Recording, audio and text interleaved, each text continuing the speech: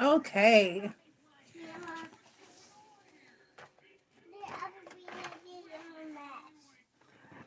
You finished? You all right? It's okay. We'll clean up. Eat your ice cream. Eat your ice cream. Is it good? Is it good? Okay. Eat your ice cream.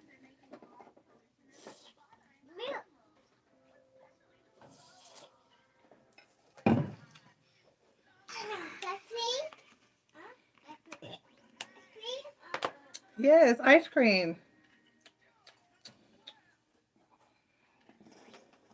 Don't need that. Let me get logged into the chat. Hmm.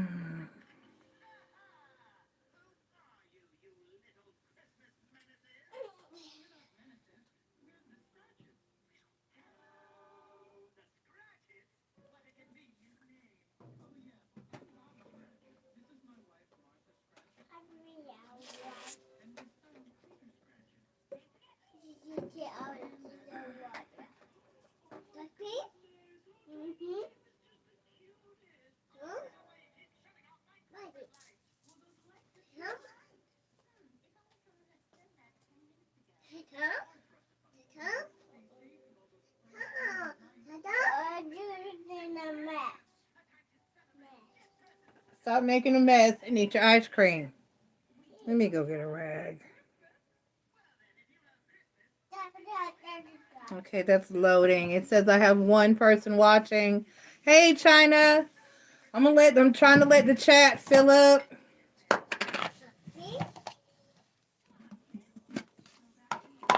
I think I forgot. I don't know how this is gonna go, but I'm gonna try. I think I forgot to put sugar in my coffee. That tastes horrible.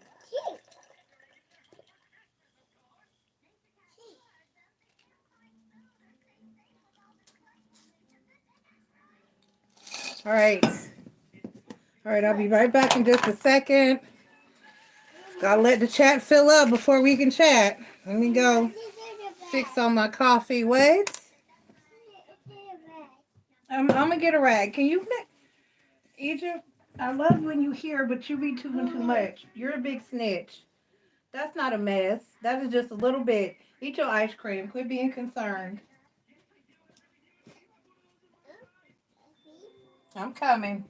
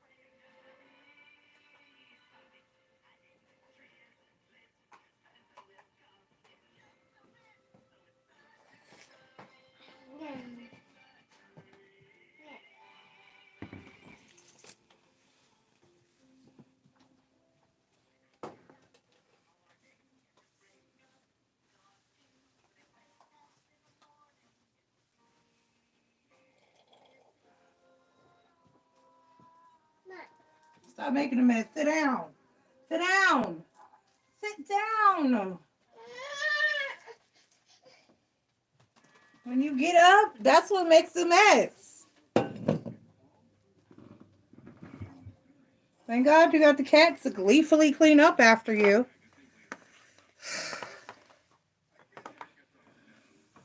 Hey, vibrant thing.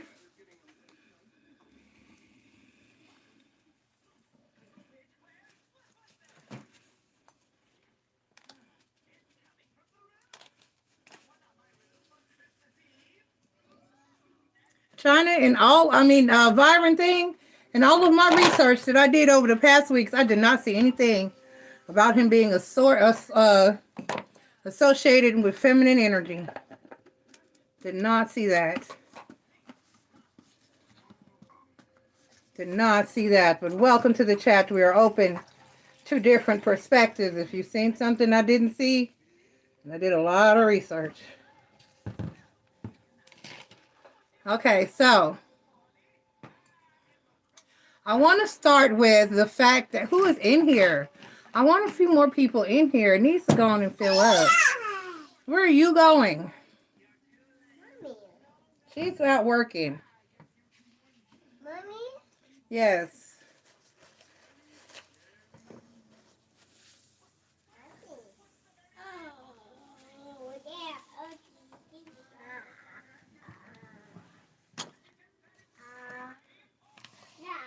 Okay.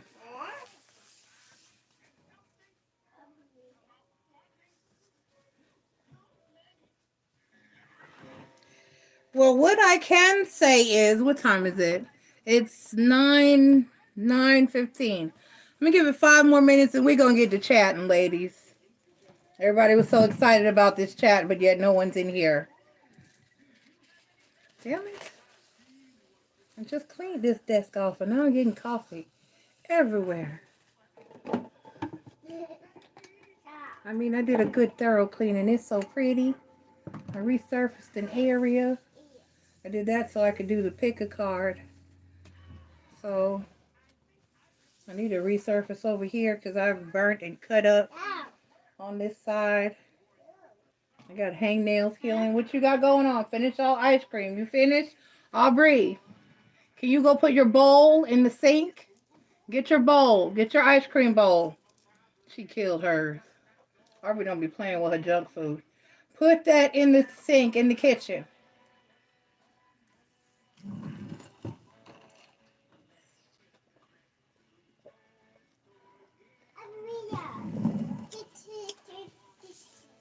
All right. Let's see if we can, while we're waiting on people to...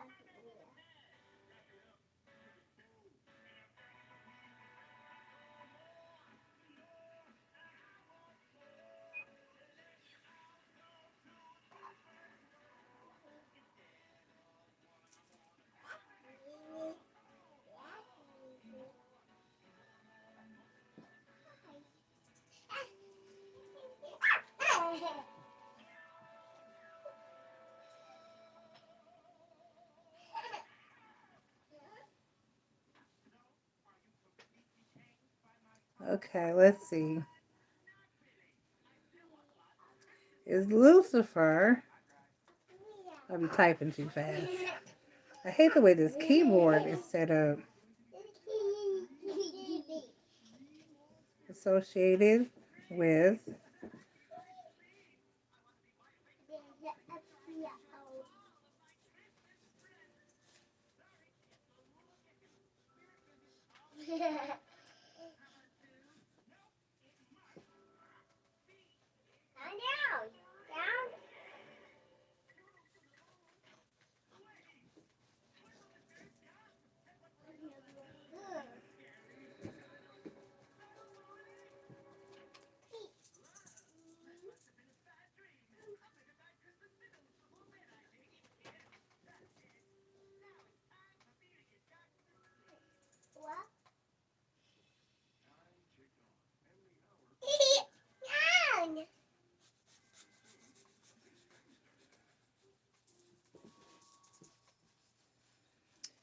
Okay.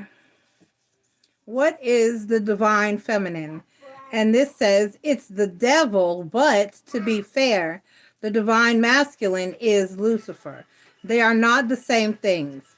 They are different symbols with different, also important symbols associated with them.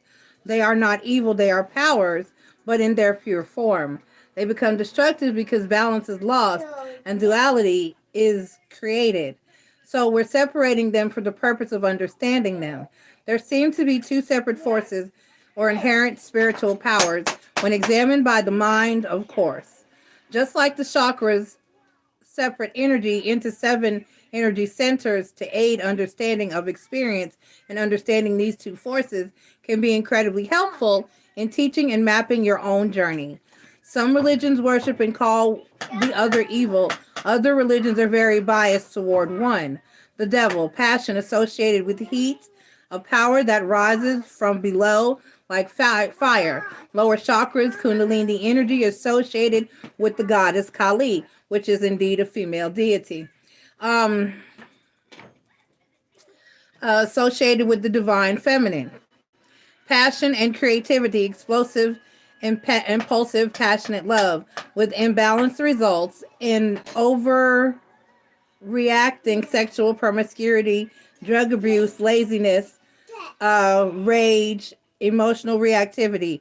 Witchcraft celebrates Mother Earth, and there is an element of maternity and care here. Like an angry mother bear, Kali is finally stopped by the infant Shiva. Lucifer, intellect associated with cold light, a power that falls from above, like light, lightning, rain, like lightning or rain. Where is it? I lost my spot. Okay. Associated with judgmental gods like Zeus, the divine masculine intellect, judgment, separation, so much so that he separates himself from God. Oh, huh? You're done? Okay. Aubrey, can you help Egypt go put her bowl in the sink in the kitchen? Go put it in the sink in the kitchen like a big girl. Help your cousin. Be a good girl. Help Mima out. Okay. Okay, let me go back. Associated with judgmental gods like Zeus, divine masculines, intellect, judgment, separation, so much so that he separates himself from God and falls from heaven. Black and white perception of the world, dogmatic, cool, calm, calculating, discipline, love, structure, repressing modern Christian churches, celebrates this heavenly God from above dogmatically, which rules and regulates strategic, brilliant, building planet. That's an opinion. That's definitely an opinion. Give credit for this, I found this mostly unknown author a while ago. Okay, this is somebody. Okay, he's giving his credit. I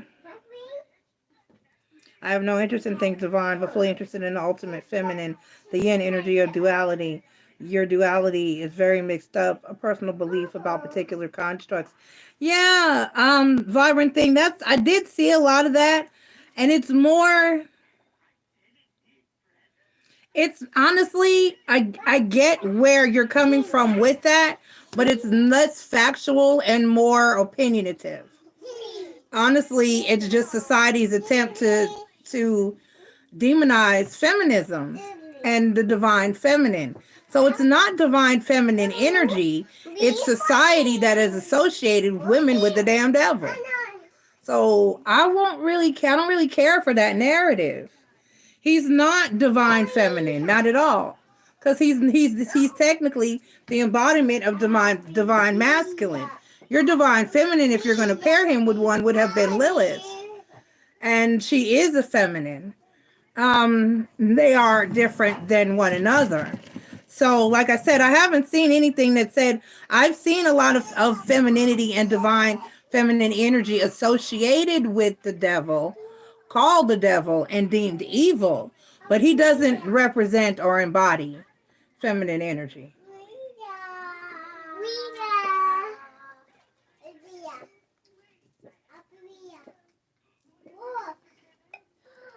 I had forgot the sugar. God, what was I saying? The creamer was carrying it though. The creamer was carrying it. I just needed that sugar. I need some.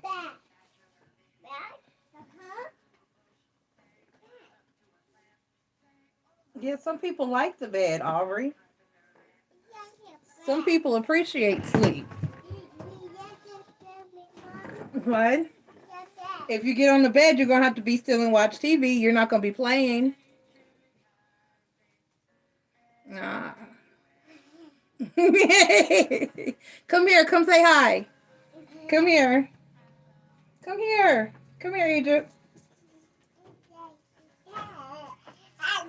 Everybody don't get to see you a whole lot. Come here. Ah. Say hi. Why do y'all stick your tongues out when you get up here? Why is that a thing? Give me sugar. Give me a kiss. Give me a kiss. Give me a kiss. They get the same reaction out of 2-year-olds on YouTube. Say hi. It's the same reaction. Say hi. This mini me, y'all. This the one that look like me when I was this age. They wipe their nose. My mom's ex said, you look just like that. I love you. Give me sugar. I'm going to get you next. Hold on. Come on. I can't do you at the same time. You're getting big. And this your normal one. Say hey. Say hey. All right. Bye. Go play with your cousin.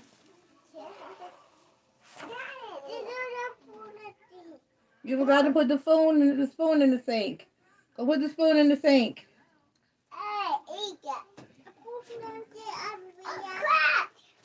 Y'all gonna get on the bed? No, don't put the spoon in the trash. That's why we missed the silverware now. Go get that spoon in the sink. Put the spoon in the sink. So let me see.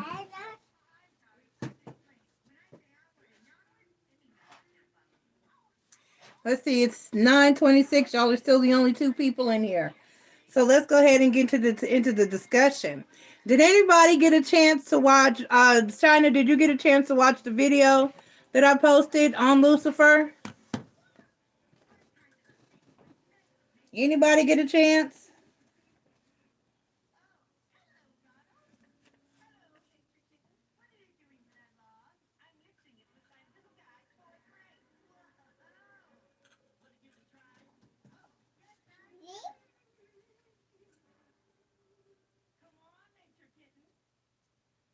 I'm trying to summon Marie.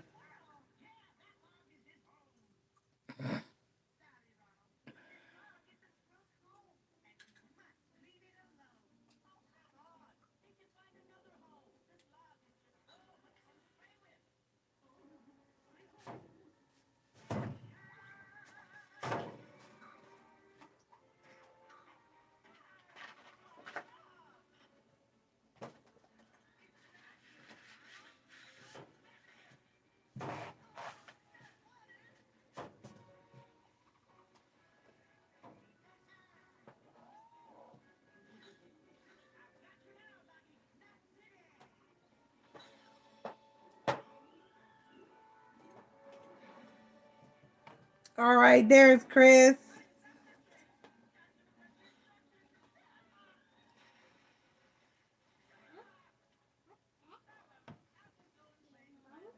So like I was saying,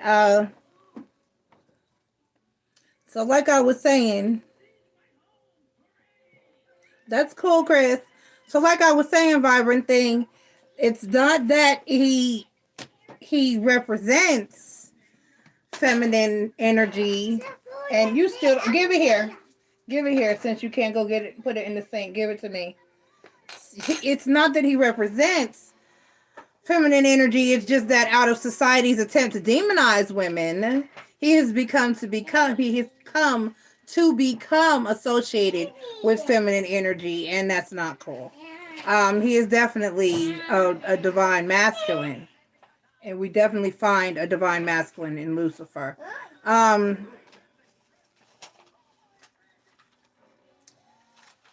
I was just reading, so let's get into the beginning.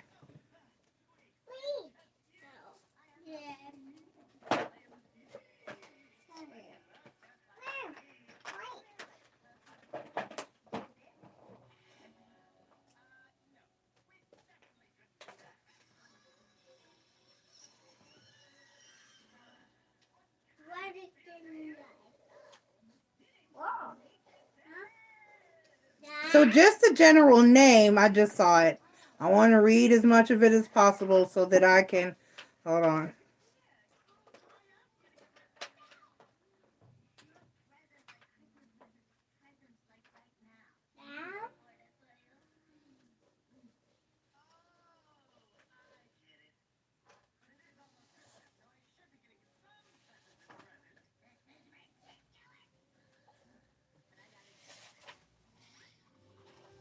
Okay.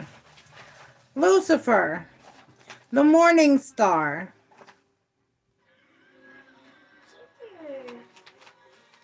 Hold on. Let me find it. We're going to first start off talking about what his name.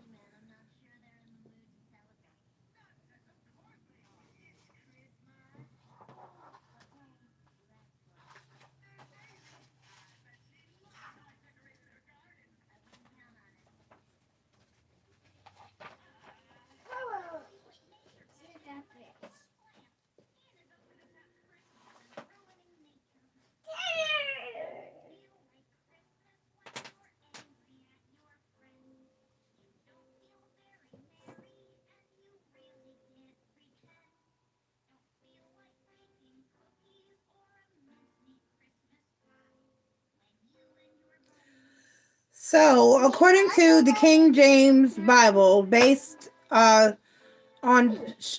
Strong's coordinates, the original Hebrew word means shining one, light bearer. The English translation given in the King James text it is the Latin for the planet Venus, Lucifer, as it was already in the Bible.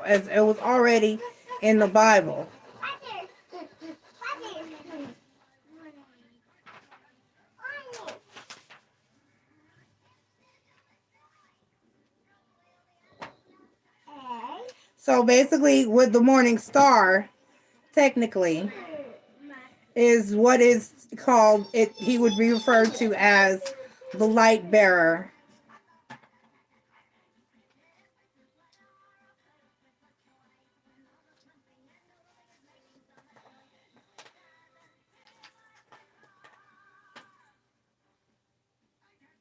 Right, satanic feminism.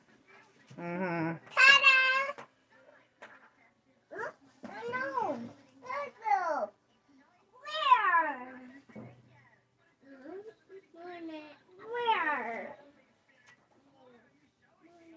All right, so next what I wanted to, so basically,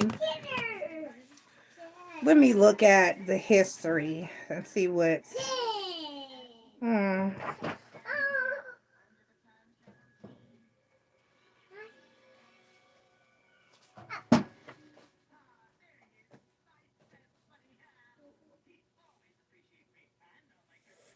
I have so much down here.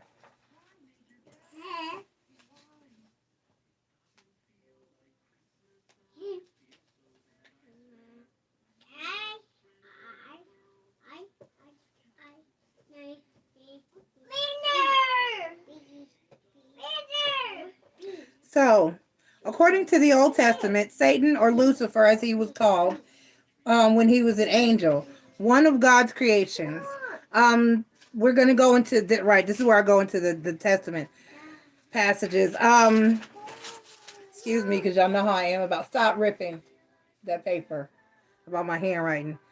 Two Old Testament passages, Isaiah 14:12 through 15, and Ezekiel 28:11 through 19, to allude to the angel Lucifer's original position as a very exalted being, and likely the highest ranking of all the angels.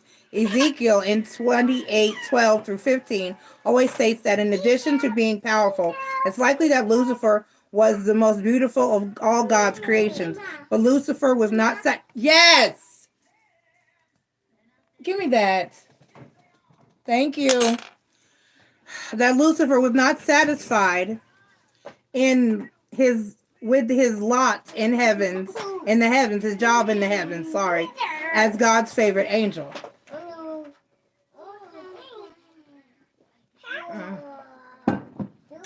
Instead, Lucifer wanted to become God himself and planned what could initially be called a military overthrow of God and to take over as leader of the universe. In essence, Satan rebelled against. I saw that this was worded differently, but I'll go into that when we talk about other things, when we get further into it. In essence, Satan rebelled against God because he wasn't happy as an assistant to God, but instead wanted to have God's job. According to the Old Testament, upon learning of Lucifer's plan, God removed him from his position and cast him out of heaven. Isaiah 14 through 15, and Ezekiel 28:16 through 17. This is often described as Satan's fall from heaven, although it's probably more accurate to say that he was exiled from heaven. God said, "Get out." He said, "Get out. Be gone. Goodbye." Bye-bye. That's right, y'all. He said bye-bye. Interestingly, in the Old Testament, when Satan tempts Adam and Eve in the Garden of Eve, there is a theory. Let me stop right there. Because some people believe that was God that was acting as, that was Lucifer or Satan that was acting as a serpent. And other people believe that it was Lilith.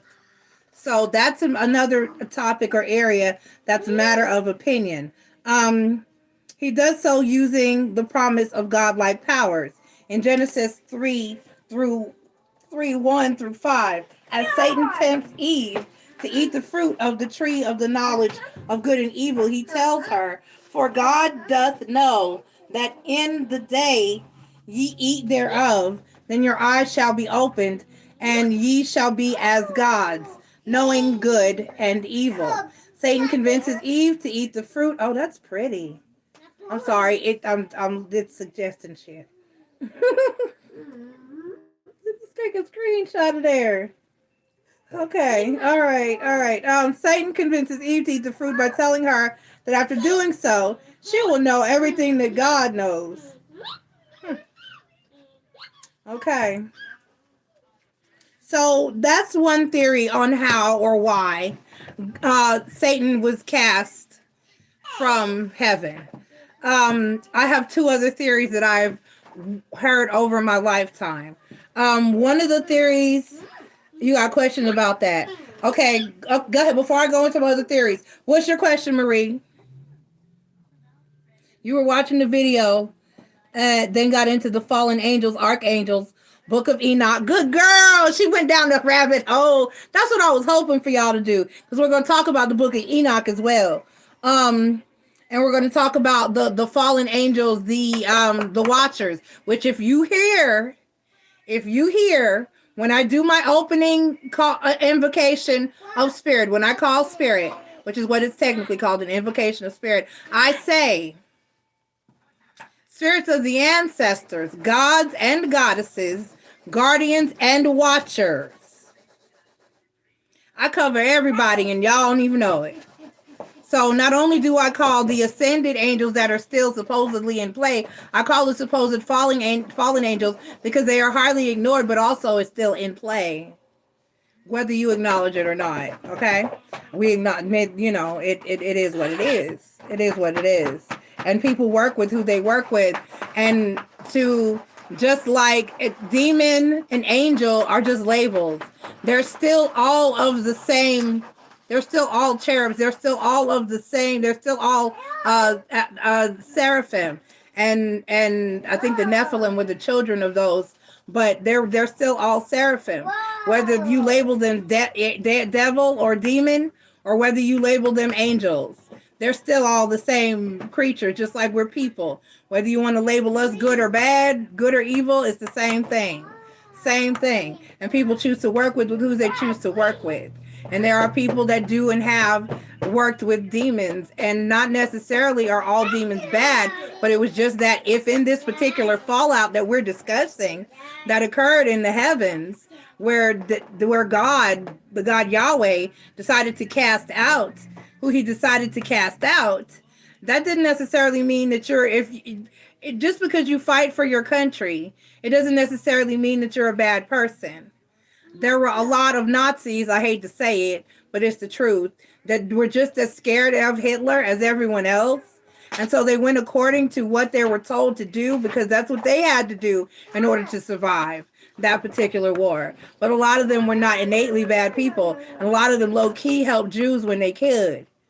And turned a blind eye to them running and tried to help and do other things. There were people that didn't want to be doing what they were assigned to do and be in certain positions and doing evil, and didn't really even agree with what was going on, but did what they had to do in order to survive. And so some of those people were still good people. So just because somebody participated on that side in that particular war did not make them evil. And you have to discern everybody is a different individual. If you actually watch the TV show Lucifer, that's kind of sort of what it speaks to.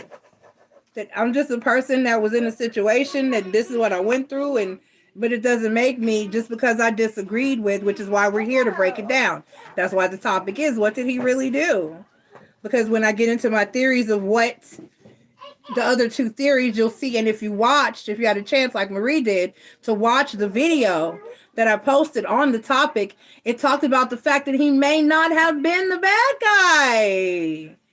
Okay? And that's what the theory I've always been taught was. So we're going to get deep into that. So what questions you got, Marie? Come on with your questions. I'm ready. We ready. It'll probably help us branch off into all the other stuff I want to talk about anyway, because you probably have a lot of the questions that I have statements about.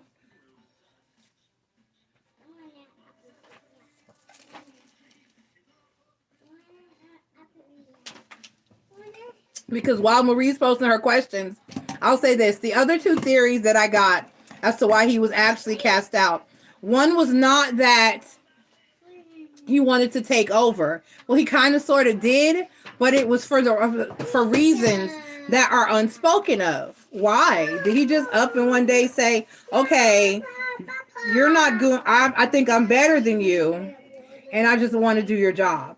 I do not think that was necessarily it. What the way I was taught was that he didn't agree with the things that were going on and the way things were being done. Basically, because Christianity still to this day does exactly what the God Yahweh was trying to do to Adam and Eve. It's like when we talk about mama's boys. I'm going there because it's not just mama's boys. There are girls out there that we have a subscriber, the one whose mama has her thoroughly convinced that her virginity is golden, and she's a great, awesome person, and a man needs to jump through 50 million hoops just to get you. They're not, honey. They're not. And your mom has you brainwashed, and she doesn't want you to grow up and become a real woman and go out and have a life of your own. So she's keeping your virginity under wraps and has you afraid to come off of it because you think it's going to be some kind of great loss in your life and no man will ever respect you again, and it'll somehow devalue you like it's 1940, 30, 40 something. Okay? And so people do it too, not just mama's boys, people do it to their daughters too. And the theory is that is kind of sort of the way Christianity and God, Yahweh, works with people. He wants to keep you stupid. It tells you don't question God. Don't wonder about anything else. Don't try anything else. Be guilty for this. You can't do this. You can't do that. Feel guilty about it if you do. You're sinning. You're wrong. You can't do that. You can't do this. Why? Oh, no reason, because I said so. You know, it's that type of thing. Oh, God won't love you. God doesn't like that. He won't approve. You're going to go to hell. It's belittling. We're intelligent beings.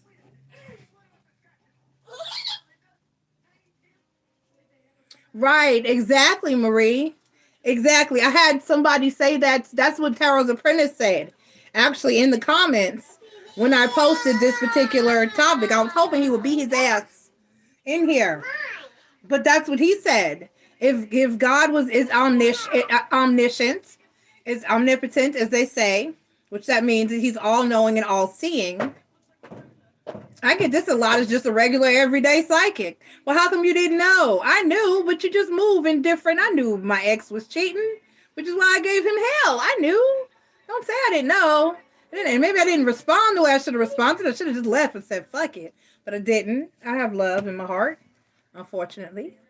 And so people will say, well, didn't you see that coming?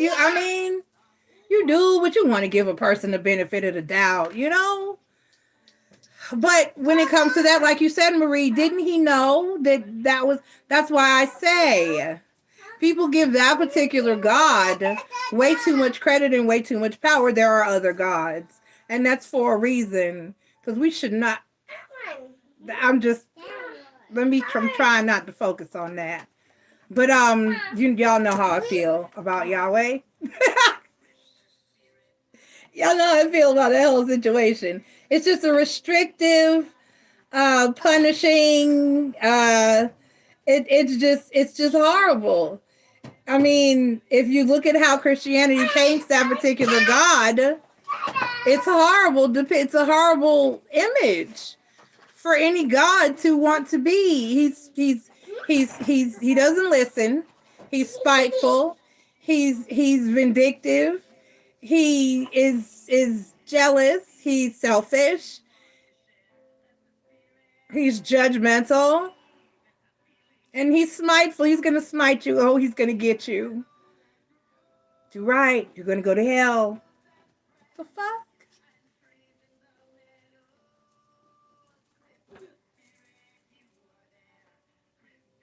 Right. And follow us blindly. Exactly. Yes, Marie, I read that theory as well along the way in this journey. Because in the end, the God did not rise up to fight Lucifer on his own. Archangel Michael did. Archangel Michael did. And so I think that as well. I think there was always a duality of ruling. I honestly don't think that it was as... Christianity has always claimed to be monotheistic, but I've never seen it as monotheistic. Because so many other... You have the Father, the Son, and the Holy Ghost. And Jesus is treated as a deity, but should not be. And the Bible warns against that when it says that I'm a jealous God. So if you're the only God, then who are you jealous of? And I just think God was the idea of God was just one of those things that was set in place to keep people from questioning or having too many questions. Because then you throw this symbol out there, and then you say, don't question it. And I believe that one, and that was the theory as to what I got growing up as to why Lucifer was cast out. Because he was not continuing to go along with the narrative of keep the little people in the little garden and don't let them eat the fruit and don't let them have the knowledge and never let them go anywhere and never let them do anything and never let them grow and never let them expand. I mean, on one hand, if you look around, you kind of see why we've kind of turned shit to shit. People have kind of fucked some shit up around these parts.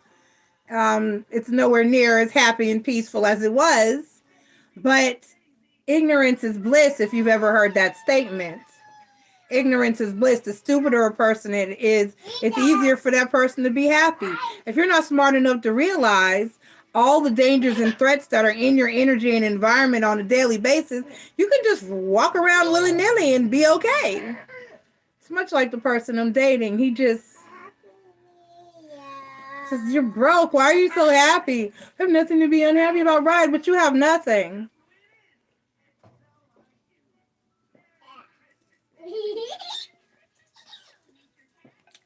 And they're not even smart enough to be unhappy about it. Which is why they say that Lilith left Adam in the first place. She was like, this dummy here is just okay with all of this. And I'm not okay with quit playing. Get out of my bed playing. Get up. Get out of the bed playing. Stop tearing up my bed. I feel some kind of way about where I sleep. Quit tearing up my bed. I'm going to whoop your ass. Stop telling me no. No. Come here.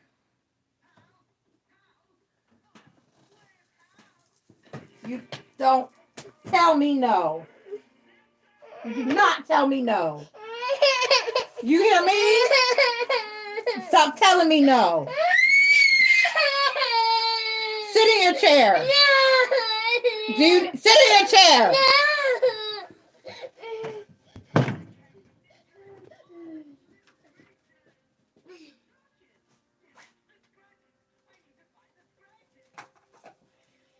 Stop telling me no. Sit in this chair.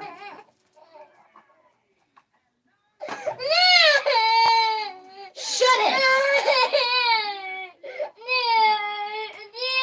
Sit. Hush.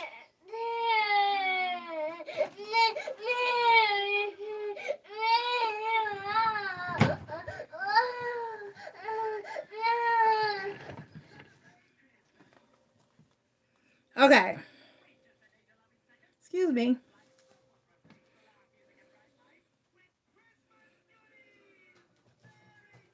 Exactly. She sits. Nope, sit.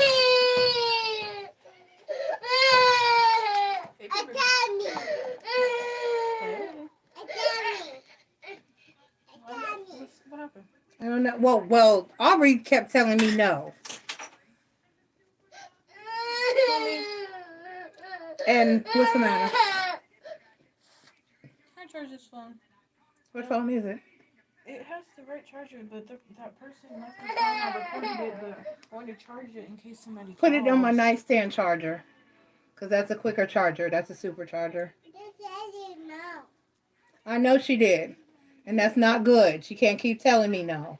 And her mommy, sit down.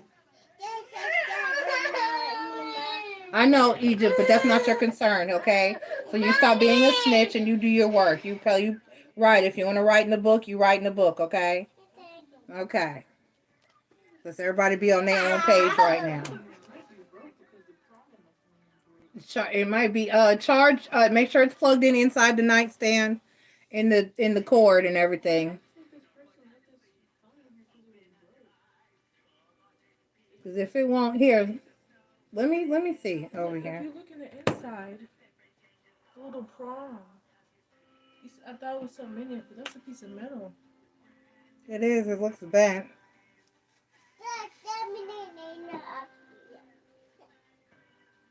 Yeah, it doesn't even feel like it's going in right.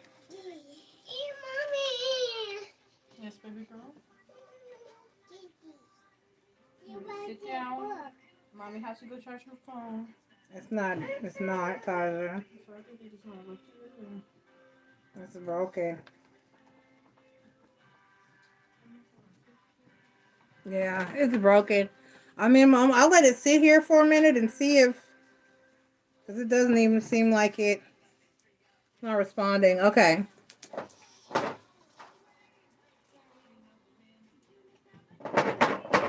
But God is the creator. See? And he's not the creator. I'm sorry. But, I said there's a council of creators because there's a council of creators. Just that's what my spirit guide, my spirit teacher guide said. And I want to say his name so bad, but last time I said his name, shit started to break. Marie, I know you remember that, Chad. I was like, okay, maybe I shouldn't have said his name. But that's what he said. He said there's a council of creators. And that there are many gods because there's us, and there are many of us. And he said there have been many other, planets and galaxies and all that good stuff. And there's no way in hell one God can handle all of that. Who? So that makes no sense. And then there's always that theory that sits. If he's a jealous God, if he clearly stated that I am a jealous God, then who is he jealous of? And so you're the creator, but there's all these other gods too. And so, and not only that, and I keep meaning to pull up that story where Jesus beats the god Baal in the name of his father. So he's defeated other gods. There are other gods. Christianity just told you can't worship them, and even killed you if they caught you worshiping other gods. When they started trying to spread Christianity, it was punishable by death to be caught still worshiping the old gods and the old ways. So you couldn't worship Venus and Luce and Zeus and Athena and all the other old gods anymore. You had to do what they said.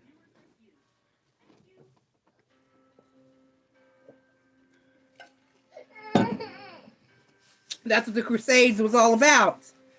So, right. Lilith wanted her power. Lilith wanted her knowledge. They said she was the first witch. That she wanted her power and she wanted her knowledge and she wanted her freedom.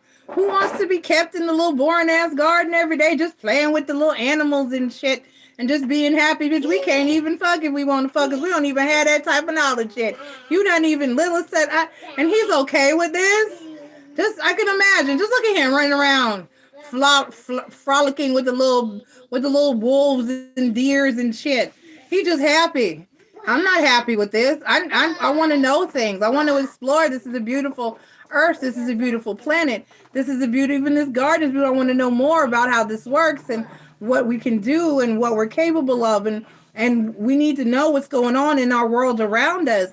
Because, I mean, yeah, this garden is cool, but there's volcanoes and there's ice patches and there's mountains and there's, you know what I'm saying? There's rivers and streams and oceans and other people. Because like the other thing that we talked about was that the videos talked about that you watched, Marie, because I watched those same videos. When Adam and Eve procreated and the sons of Adam and Eve and the daughters, who did they procreate with? So there was just a lot of incest going on? Who did they procreate with? The daughters and sons of Adam and Eve. They took wives. Who did they, you see who? There had to be other people.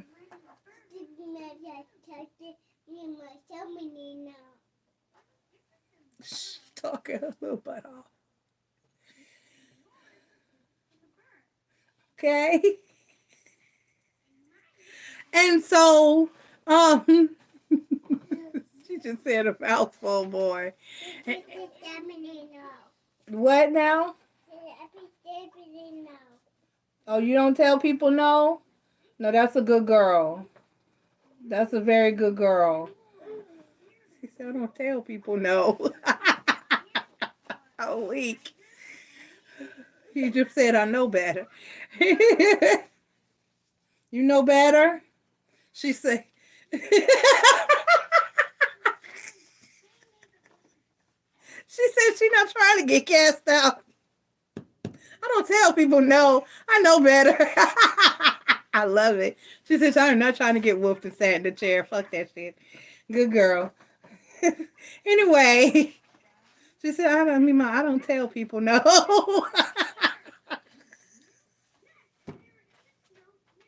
Oh, no good right now. Okay, so basically, let's get back to Lucifer, who Egypt's trying not to follow. So basically, the other theory is that that I heard, which sounded petty. I don't really feel this one. But the other theory was that God wanted Lucifer and the other angels to like worship Adam and human beings. That's the thing, though. When they make that statement, they don't say that he wanted the other angel, Lucifer and the other angels, to worship Adam and Eve. They say his human beings. Period. So there were more of us here than Adam and Eve. So why are we narrowing down the little creation story to just, oh, this is just what we'll tell them? See what I mean? And Lucifer simply wanted everybody to have the knowledge that we have. Now, there are several other deities and people. Marie, did you have some other questions? Because I'm with you. That's the question in my mind too, and I can't answer it, but we can pose it. Didn't he know that this was, didn't you see this coming? You know everything, right? You created everything, right? You couldn't see this coming? You didn't know? So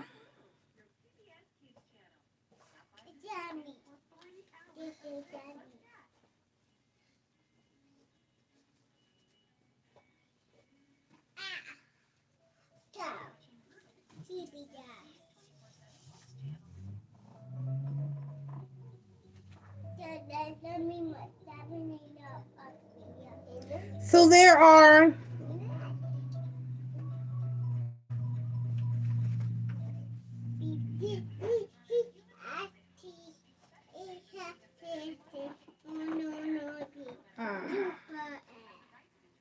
I meant to write them down from the documentary.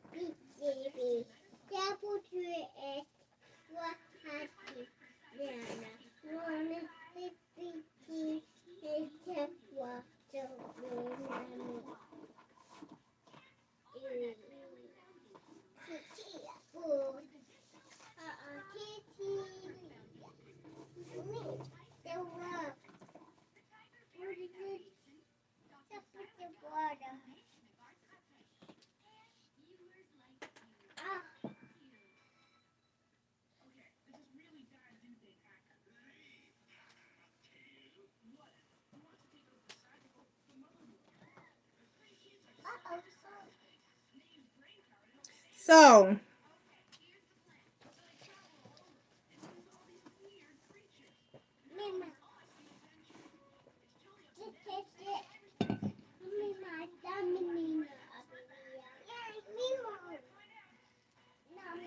there are several other, with the video that I posted that most of you probably didn't watch. I know Marie watched it.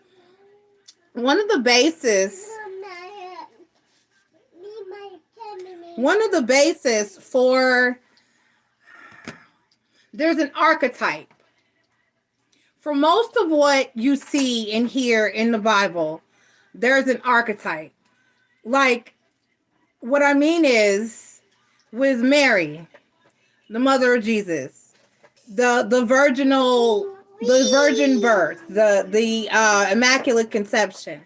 There are several cultures that have that storyline and a Mary in their tales, in their myths, in their storyline. Okay, there are Jesuses, there are Messiahs, the chosen ones born of the Virgin Mary through several different cultures and stories and archetype. There's an archetype, if you get what I'm saying, of the son born of the Virgin Mother, the Immaculate Conception. The same is said for Satan and Lucifer. If you look at the other archetypes or other stories that kind of lend the same theme or bring about the same theme or go down the same way as what happened to Satan occurs throughout different tales and different archetypes. So what we as human beings in the early days did was relate things in the best way of our understanding of what the fuck was going down. The video that I posted talked about, was it possible that Satan, that Lucifer, was simply just another one of the messengers they say came from outer space, the aliens, and gave us, it's okay, pick it up and put it back on the table, and brought to human beings wisdom and knowledge, and possibly infused our DNA so that we could be greater, be smarter, evolve quite faster, and have the technologies and the knowledge that we need to really survive down here and grow and expand and multiply in the ways that we did. One of those early things was fire. And there's a lot of myths about who brought fire here. About who brought fire here. There's a lot of myths about fire being introduced to man. One of the greatest ones, and I mentioned this, they mentioned this in the video that we watched, Marie, I know you remember this. Prometheus. Likely sent, the word means, his name alone means forethought. Is generally seen as the author of human arts and sciences, while his gift of fire to humanity was the spark that ignited civilization. His story is sometimes set by two volcanic promontories in the Caucasus Mountains beyond the Greeks thought barbarian, which beyond where the Greek thought barbarians lived. Prometheus represented a human striving particularly for the quest of knowledge and the risk of over researching or setting in motion events with unexpected consequences. To the romantics, he embodied the long genius whose struggle to help humanity resulted in tragedy. Prometheus first appears in the epic Theogony by 8th century BC epic poet Hesiod, where he tricks Zeus into accepting the bones and fat of a sacrifice instead of the meat. Zeus hides the fire from mortals in retaliation, and Prometheus steals it back, only to be nailed to a mountain in the Caucasus Mountains. Zeus also creates the first woman, Pandora, who takes the lid off the jar and unleashes havoc in works and days. Hesiod expands the story, having Zeus not only deny man fire, but means of life itself. Another likely source is the myth that Tiamatchi, a lost epic from the same century about the struggle between the Greek gods and their parents, the Titans. Prometheus bound, a 5th century BC Tradian Aeschylus was also hugely influential, making Prometheus man's preserver, and having him bestow upon them the arts and the sciences. Many Greeks and Roman authors, Sappho, Ovid, embellished the myth, subsequently allotting Prometheus as a key role in the creation of the human race. Stories about the theft of fire of fire or humanity's benefits reoccur in many mythologies. San peoples of South Africa recount how Ikagan steals from an ostrich, while the Wurundjeri of Australia allot the savior role to a crow. Other aspects of Prometheus' story resembles Sumerian myths of Enki, who was supposed to have created man from clay. Variants of the motif are widespread in the Caucasus, while Zahak, an evil character, they may say somebody else made him evil. In Iranian myth, he's also eternally chained to a mountainside, once popular but now discarded theory Prometheus descending from Vedic fire. Prometheus' rebellious qualities were a huge draw for writers of the Romantic era, for which he embodied variously everything from the spirit of the French Revolution to Christ and Satan in Milton's Paradise Lost. This period gave rise to many famous interpretations.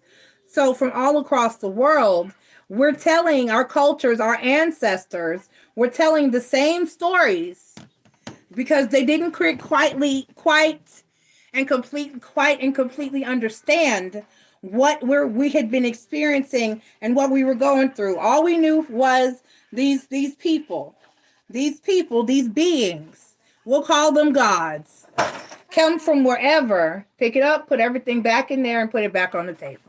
Come from wherever we know, from somewhere we don't know.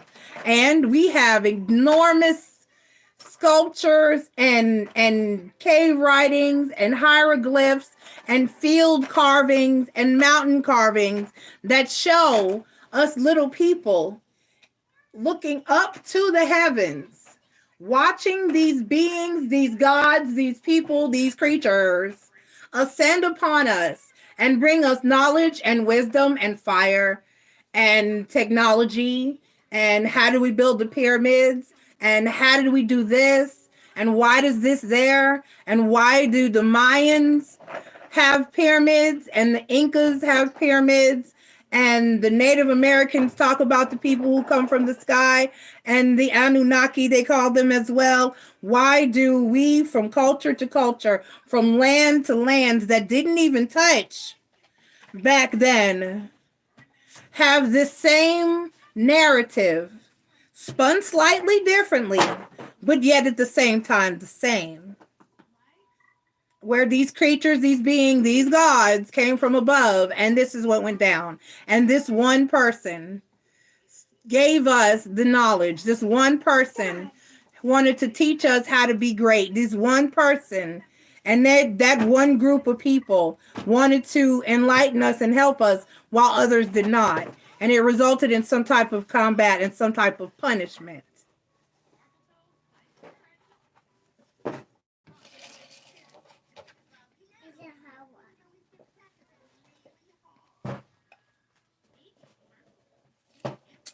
Exactly, Marie. The fallen angels in the bottom of the Euphrates River. The video sounds like chains moving and screams of pain. Exactly. Exactly. And punishment.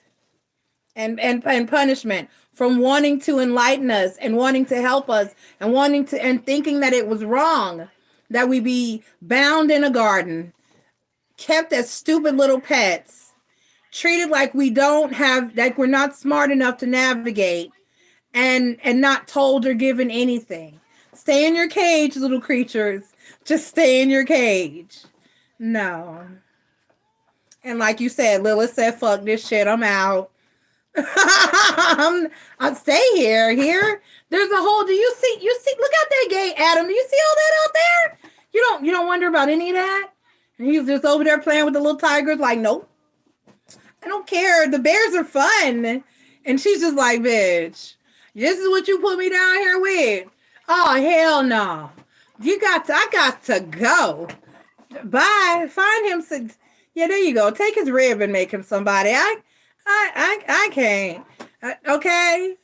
So call me Lilith because I can't. All right. So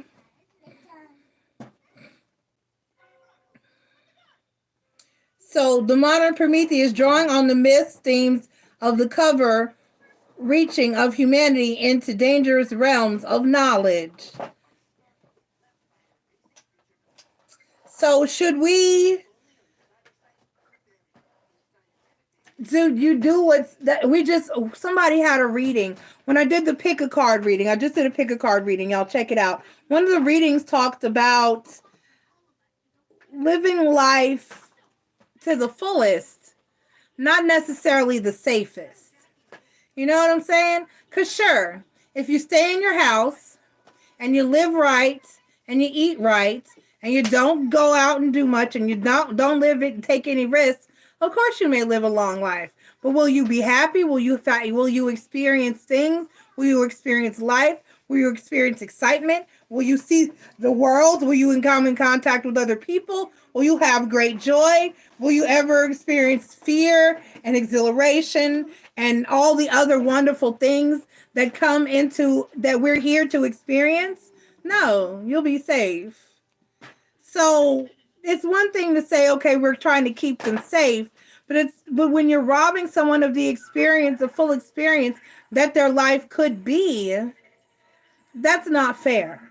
And so when we talk to Satanists now, what they speak of most commonly, you hear them talk about what? Free will. They're big Satanists, the followers of Satan, the Dark Lord, the Church of Satan and Lucifer. They believe in free will. They believe that we should not be held back. We should not be restricted. We should be privy to all wisdom and knowledge of the great world and source and universe, and that we should be allowed to conduct ourselves as peacefully and as calmly, but as free as we want to. We should be able to do what we want to do. We should be able to live how we want to live without judgment or persecution. We should have the right to everything in and on our surrounding earth and planet and all the knowledge that goes along with it so that we can live well and use it freely to the best of our ability and advantage. Is what they believe. They believe that we should have a choice. We should have free will. We shouldn't have all these rules set for us as to what to do and what not to do. If you want to live a certain way, live that certain way. And if you don't want to live that certain way, don't live that certain way. And no one should be punished or judged or even have to deal with the threats of that. Because if I want to sleep with a woman and you're a man and you want to sleep with a man, or if you're a woman and you want to sleep with a man and a woman, and if you're a man and you want to sleep with two women, whatever you want to do, it should not be, it's not my business who you fuck, who you love, who you sleeping with, none of that is our business. And it doesn't give anybody the right to tell somebody that they're going to hell. Just because I don't believe what you believe, it doesn't give you the right to tell me that I'm going to hell. We're not even important enough to go to hell. I haven't done enough to anybody to go down there. Unless you ask a couple of my children, but they'll be all right.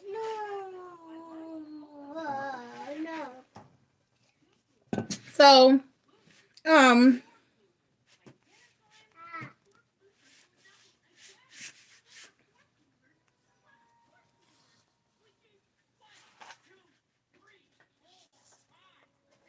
right, so they're being tortured for wanting us to be able to live our best lives, for giving us the Lord child. You keep knocking that over. For wanting us to have all the wisdom and the knowledge of this earth and this universe, and we still don't. We're still scrapping it up and scraping it up and putting it together. It's getting better now because we're networking. We're starting to learn about and teach each other about manifestation. We're starting to learn and teach each other about our spell work and our root work, and that these herbs and these things that come from our earth can heal us and fix us and help us, and that we can indeed contact other realms and talk to people on the other side, and that there is a veil and that there are other dimensions, and that we are starting to crack it. But look how long it's still taking.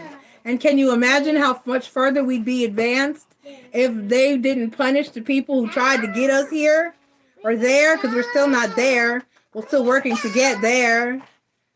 And they're still trying to deter us. And they're still trying to hold us down. So the Church of Satan, they focus on free will, and they're really just regular people, just like my ex was a follower of Satan. He truly, I don't know if he's reverted to Christianity now that he lives with his mommy again, but he's a Satanist to his heart. He believes in free will, and he fully does not align with Christianity. I would love to see what his thoughts are right now. But yeah, Marie, that's on point. Now, I also wanted to get into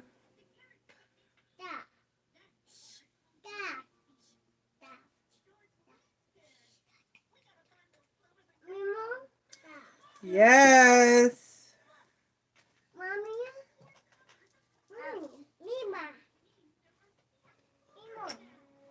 Yes.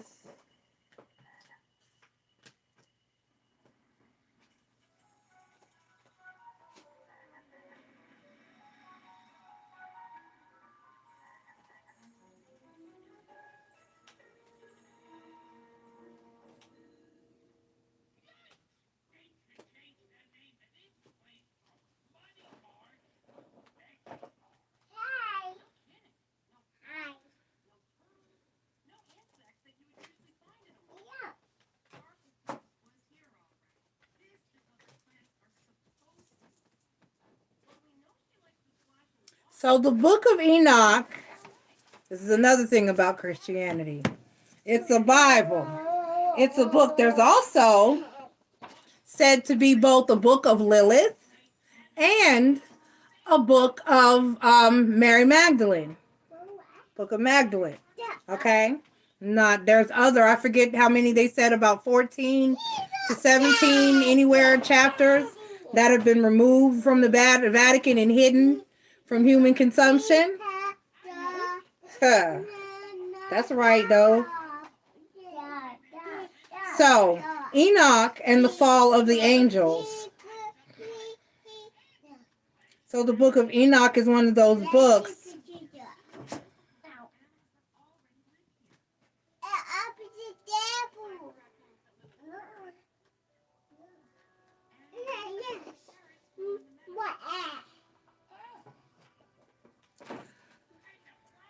A very important part of Satan's identity within Christianity is the notion that Satan is the chief angel among a group that rebelled against God and fell from their original position in the heavenly realm. We first have clear signs of this critical component in Satan's story around 2000 BCE in a Jewish writing, the Proserpographa, known as 1 Enoch. Text and Enoch is an apocalypse in terms of genre and is composite work divided into 5 books. Stop. Get off the cat. And separated into and divided into 5 books with book 1 chapters 1 through 36 being among the earliest among the earliest. Hold on, there's just so many notes in here. What is most important here is that book one, Enoch, presents a midrash interpretation of considerable expansions of a few mysterious verses in Genesis 6:1 through 8. The account of the sons of God, angelic figures mating with human women, that immediately precedes the story of God sending the flood. Enoch's versions explains that the origins of evil and sin among humanity, and in this case suggests that ultimately evil came from the divine realm by way of fallen angels.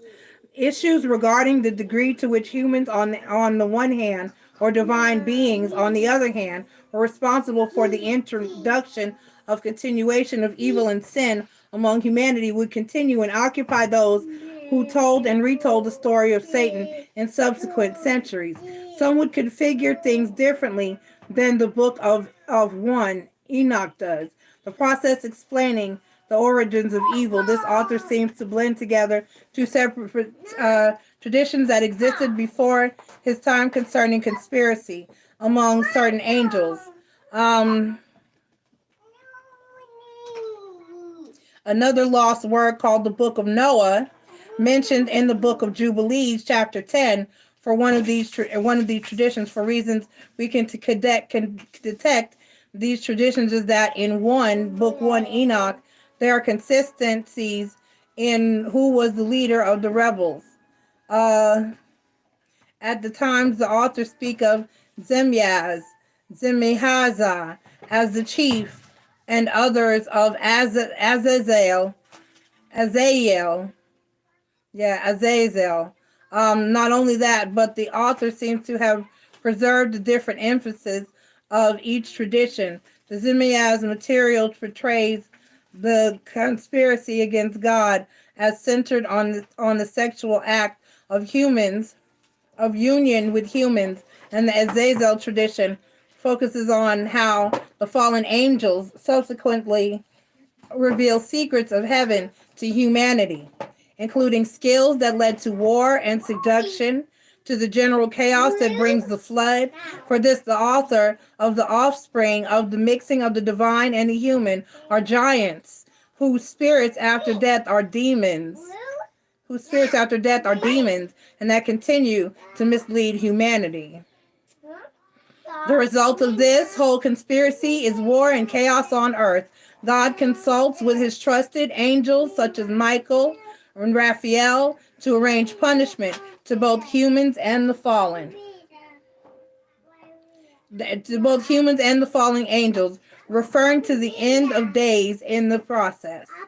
Then spoke to the Most High, the earth, and everything will be destroyed.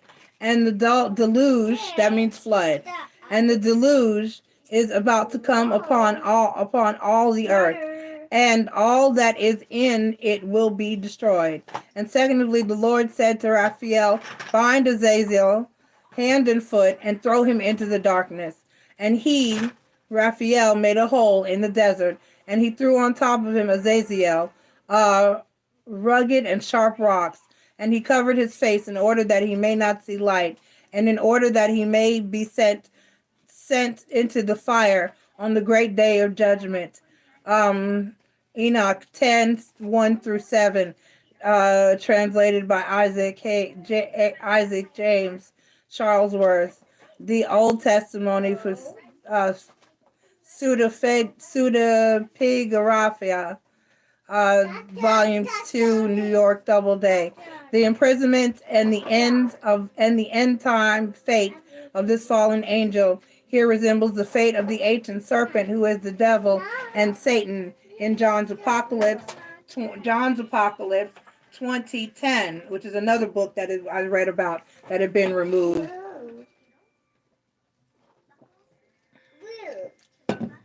John wrote a book that spoke to the revelation. That just like Revelations, or similar to, as we shall show, seen as in the other apocalyptic writings, the flood of long ago becomes a precursor of foreshadows of God's final intervention into the end of times, or the great judgment day, when angels who rebelled along with the humans who sided with them by doing evil will meet their end. The righteous ones, on the other hand, will go on and live in a new world, cleansed from all sin and all iniquity. See 10:17-22. The name Satan itself does not appear here at all, but the fallen angel story was soon to be linked up with passages involving the angelic adversary Satan in the Hebrew Bible, as we begin to see the likes of Jubilees chapter 10-11, 150-105 BCE. Later in the 2nd and 3rd centuries CE, this notion of fallen angels would also be linked up by Christian authors with a passage that originally referred to the Babylonian king as a cosmic rebel in Isaiah. Cosmic rebel, y'all. Cosmic, which means he came from where? Okay. All right. The cosmic rebel in Isaiah 14, the day star, son of dawn, who falls from heaven, where he imagines himself to be long. Part of the phase just mentioned was translated into Latin by Jerome at 410 CE as Lucifer. Looking far ahead into the 1600s, it would be hard to imagine Milton's Paradise Lost without the story of Satan or Lucifer as the chief rebel who fell from heaven's height. Right, but he doesn't appear as a leader in association with the fallen angels in the books of Enoch or the other books. Why are you saying like that? It's those pants. Those pajama pants are way too small. Taja? Yeah. Egypt saying, I don't tell people no. I say, you know better? She said, yeah, I know better. I was weak. I was up here laughing like shit. I was like, you go, Egypt. Egypt said, Mima, I don't tell people no. I gotta get you in daycare, baby. I was no good. Right. She's up here fully talking. I was no good. I was like, what did she say? And she said it again. I was like, okay. It's okay. No, it's okay, baby. It goes right here.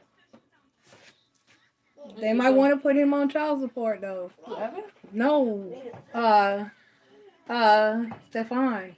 If you say you want to put him on child support, they're going to say he needs to pay for, put him in daycare if you want to get help. Assistance to put her in daycare. They're going to tell you that they probably want him to pay for it. So, okay, y'all sit on that.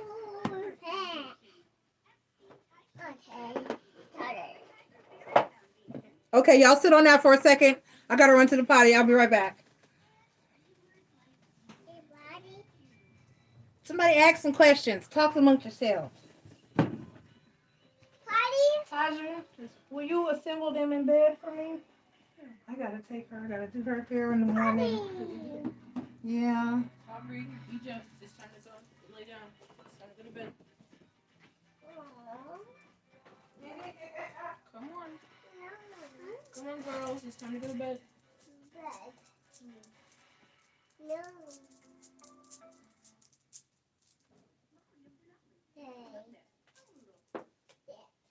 Come on. Aubrey. Come on. Okay, come on, Egypt.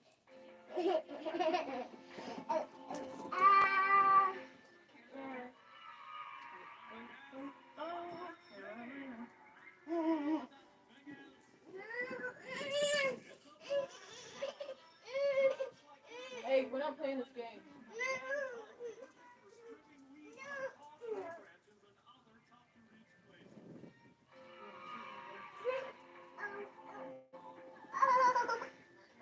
The TV is on, Aubrey.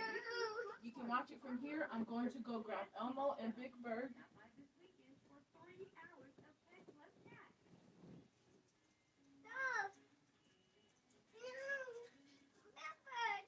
Yes, I'm going to grab Elmo and Big Bird.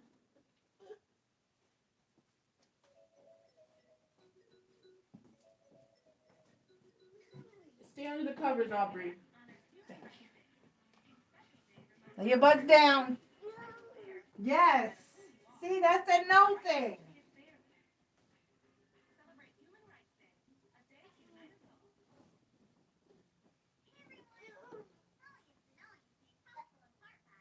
Aubrey, stop. What did you do? Nothing? No, I went to go look for Big Bird and Elmo. Oh, okay. I wasn't done situating You them. ain't done. Okay. Come here. You gonna lay your butt down, ma'am. Come on. Lay down. Yes. Stop telling us no. Lay down.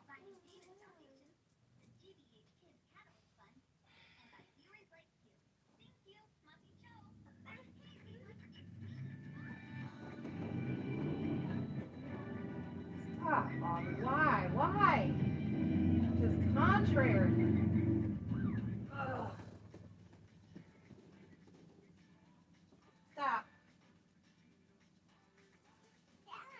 Lay down. See, you already messed up what I... It's not funny. Oh, gosh. What? I don't know what we're going to do with this. Put your legs down. Put your legs down. Lay down. Ain't nobody playing with you. And we keep trying to tell you, and she's just rolling around and laughing like Aubrey. It's not funny. We're not playing with you. Lay down. You can say no all you want.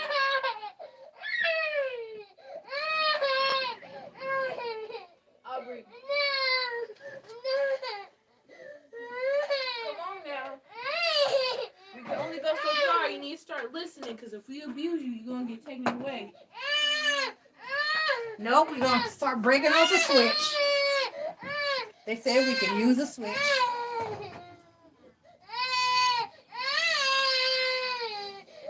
Is that this bad? Yes. Well, I know I used to say no a lot. I knew I used to be defiant. I never told lay y'all.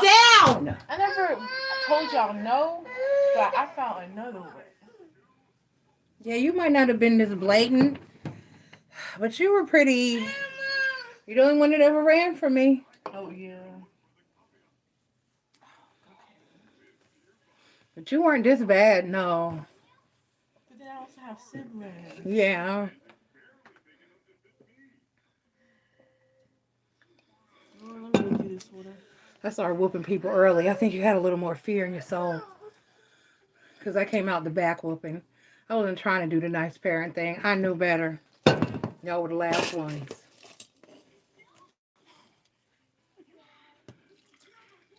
And Kelly. And Ashley. And other people's children. Because I had a rule. If I can't discipline, you'll be like, you're such a good babysitter. Will you watch my... If I can't discipline your child, I'm not watching your child. And this one lady said, one of Ashley's cousins, she said, oh shit. I was like, I don't have time. All y'all going out. Everybody wants me to watch their child. And everybody wants me to, and if you don't want me to whoop your child, I can't help you. That's true. And you let them know. I'm asking for your consent right now because if your Because child. I'm tearing up some ass. You're going to be with them for 6 to 8 hours. Taja, And they go a tantrum that for might 6 put to 8 some. hours. I don't know how you feel about it. Think about it. Brew it. Find you a switch because it's time. Let her know, Egypt. She better get whooping. Egypt said, me, ma, I don't tell people no. I was no good. I was like, what you say? And she repeated herself. I was like, okay. I said, you know better? She said, yeah, I know better. All right. Lay down. Share, Aubrey. Put Big Bird in the middle. You can share. Aubrey, you being mean.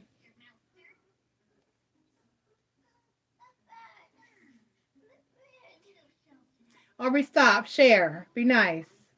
You got Elmo, right? Okay, well, you got Elmo. You can let Egypt have... Did he fall on the floor? Because you won't behave.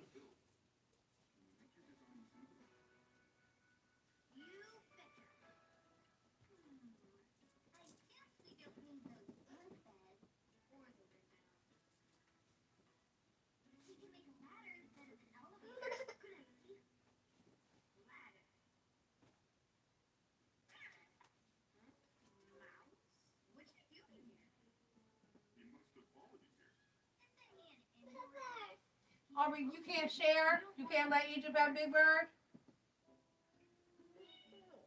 Share. Share.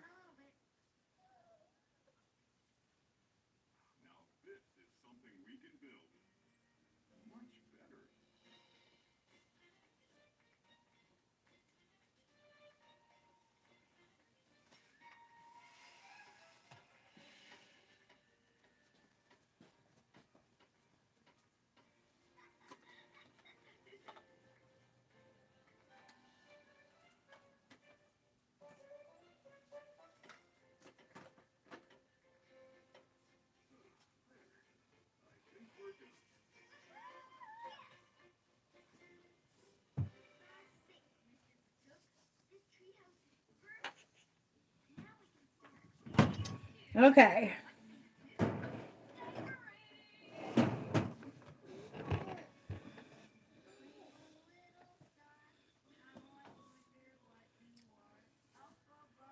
All right, everybody lay back, watch TV.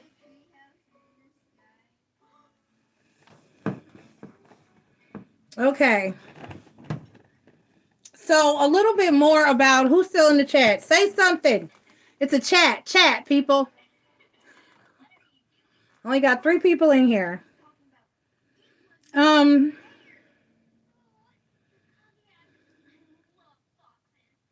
So basically, the fallen angels, what they did, this is a book, that pissed God off was they started to hang out with the humans. They were down here. They were guiding us. They were supposed to be, he sent them to protect us. Instead of just teaching us how to, letting us have the knowledge for ourselves and learning how to protect our own selves, he sent them down here to protect us originally. The Watchers, that's why they were called the Watchers. So they were sent here to protect us and for them to record like what was going on, keep a record of what was going on. So they hung out with us for a while. They got down here, started protecting the little humans, and they say, hey, we like these little humans. Some of them kind of sexy. Let's get with them. And they treated us more like equals, and they started to mate with some of us. They married. They wanted to marry the human women. We was smart. We was sexy. We was all that. We still all that. Look at us. Look, I mean, right? How could you not? And so the offspring were what came to be known as the Nephilim and giants. Our offspring were giants because, hey, this is two great creations, and you didn't put us to Egypt. Hey, y'all, can't be still.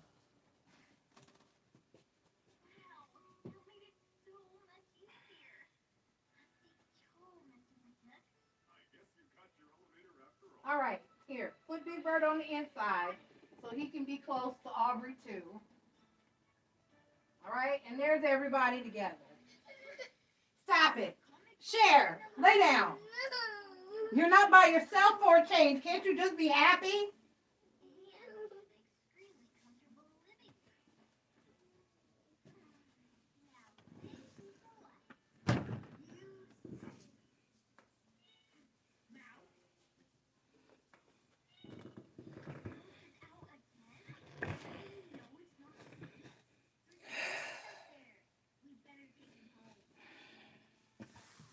Okay, so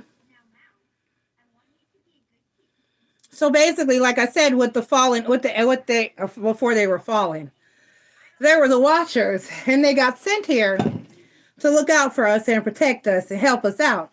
So they were helping us a little bit too much, and they started to like us, and that led to them breeding with us, and they created giants. And God didn't like any of what was going on, so he said, Noah, hey, I want you to build this, which was the ark. And I want you to take, two of everything good, put it on the boat, and get ready for this water. And basically that was what happened. Then we had the 40 days and 40 nights of rain or whatever. And he flooded the earth. And it killed everything that was here, which is why they're digging up giant bones in excavations. And we see pictures of it or glimpses of it here or there, but they don't go into detail about it or let it out or let it be known. We have to watch stuff that, floats up and pops up on us on YouTube.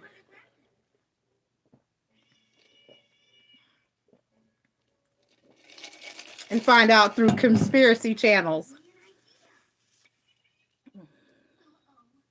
And then they try to debunk it and say, oh, well, it's fake, but it's not.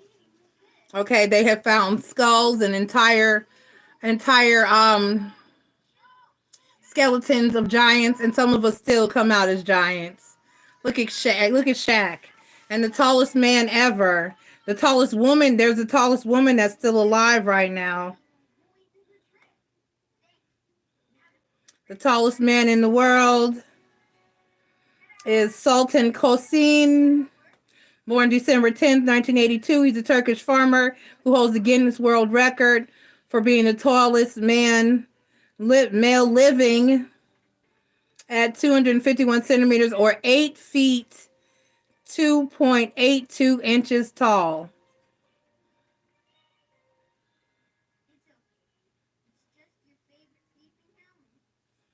And this is him compared to regular people.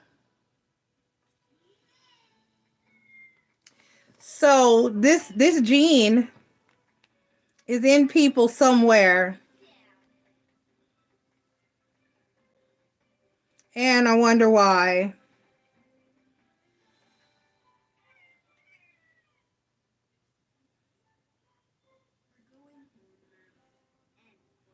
The tallest woman is Romesa Gilgi.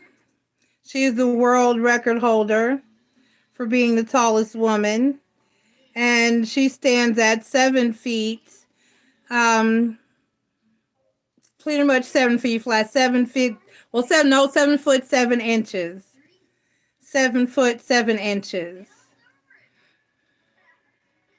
And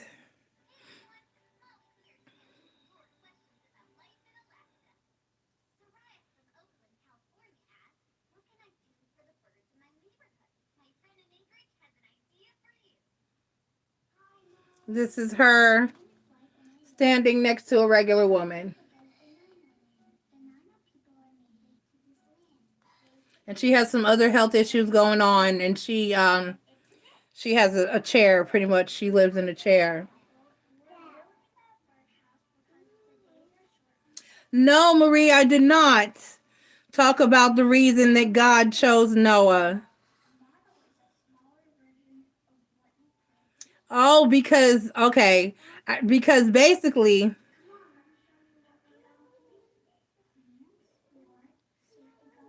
as you know, it is said that Noah was albino. And that basically Noah and his kids had basically been procreating with each other. That's how that streak of albinoism began, because, you know, as with incest, different genetic anomalies occur. So basically,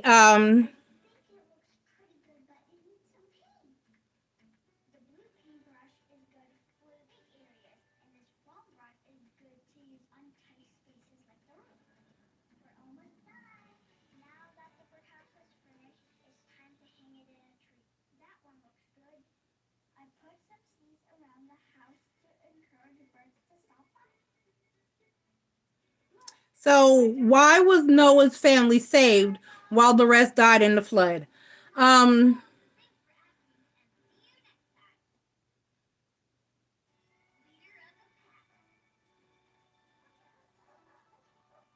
So to find the answers, we need to go to the original record, the book of Genesis in the Bible, Genesis 6:1 through 13. Here we see that strong mothers have strong influence on their children, so much so that the ungodly mothers often led their children into ungodliness. The first 5 books of the Bible, the Pentateuch, were compiled and written by Moses for the benefit of the Israelite nation. Genesis begins with the creation of the universe, and I'm trying to get to it. All right, so Genesis begins with the creation of the universe, including the first people who were told to populate the earth. After Adam and Eve sinned by disobeying God, their son Cain murdered his brother Abel. Then Adam and Eve had another son named Seth. A selection of Cain's descendants are listed on the eighth generation on are listed to the eighth generation on earth. Genesis 4:17 through 24. A selection of Seth's descendants are listed on the 10th generation on earth. Genesis 4:25 through 5:32. After this, reasons are given for the flood. Genesis 6:1 through 13, and then Noah and the flood are described, including the preparation before the flood, the flood itself, followed by its aftermath. The characters in this prelude to the flood are the sons of God, Genesis 6:2 through 4, and the daughters of humans, the Nephilim, verse 4, Noah, verse 8 through 10, and the Lord, verse 3 through 5 through verse 3, 5, and 8. In order to understand what these words meant to the Israelites, we will need to look at how Moses used them anywhere else in the sons of God, also mentioned in Deuteronomy. So basically, the sons of God are the watchers. Okay? Those are the sons of God, or children of the Lord, your God.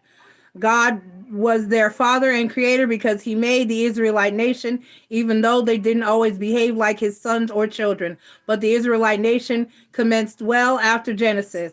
As the Israelites were God's people, the meaning of the sons of God in Genesis would be the people who followed God at that time. Enoch and Noah were said to have walked faithfully with God. So they would have been the sons of God. So Enoch and Noah followed God and kept to God's commandments, and they did not interact with or mate with those watchers, those seraphim that were sent here, as they were descendants of Seth. And because when Seth had a son at the time, people began to call on the name of the Lord. Presumably, the sons of God were male descendants of Seth who followed the Lord. However, as faith in God is not necessarily restricted to one lineage, some of the sons of God may have been descendants of Seth's brothers. Such faith in God would have been evident in their obedience to God's commandments, as both Abel and Noah offered animal sacrifices to God. Oh, we're not supposed to sacrifice anything, no, here in today's world.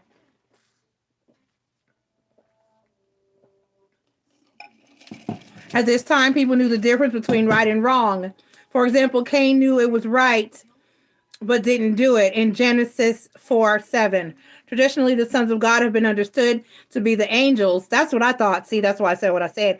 But this based on the scriptures outside of Pentateuch and on extra biblical sources. The daughters of humans are also mentioned in verse 1, where it is clear that there were women who were alive at the time. After looking at all the evidence, we will clarify what type of women they were. The Nephilim were the heroes of the old men renowned, the bad spies that said that the Nephilim are of great size. The root work that now the Nephilim were the children of the humans and the watchers that made it. Okay, that was your Nephilim. And they were the children of human, women, and seraphim. The root word also means bully or tyrant. The term seems to describe mighty warriors with giant stature and great strength, the passage says. The Nephilim were on the earth in those days, and also afterward when the sons of God went to the daughters of human and had children by them. Oh, so they were saying that the giants were already here? Anyway, there were heroes of old men renowned. Genesis 6-4 noticed that the Nephilim existed in those days when the humans began to increase in number on earth, and when the sons of God went to the daughters of humans and had children by them, and also forward. The passage does not seem to indicate the Nephilim were caused by the union, okay, but that they existed at the same time that these unions took place, so they are a historical marker. Traditionally, the Nephilim have been understood to be the product union between fallen angels and women, but this is not what the Hebrew text says based on the scriptures outside the Pentateuch. Job 1:6, chapters 1:6, 2:1, and Daniel 3:25 on extra biblical sources. In Genesis 6, Noah is contrasted against others. He is righteous and blameless while they are wicked. We will see that that he is being compared with the other descendants of Seth who are alive at this time. In the order within Genesis is a historical sequence which provides an overall genealogy from Adam to Joseph's grandchildren. Within within each family, the children of lesser importance are usually mentioned briefly, followed by a more detailed account of the children that were divinely chosen to be God's agents. There were later were either Christ ancestors or Israelite patriarchs. For example, Shem over Japheth, and Ham, Isaac over Ishmael, Jacob over Esau. Like the genealogy of Cain is given before that of Seth. The written accounts of Adam's family line goes through Seth, not Cain. Cain's genealogy in the Bible only goes through Lamech's children, 8 generations, but Seth goes to Christ, at least 75 generations. So Cain's descendants are less of biblical behave over there, are of lesser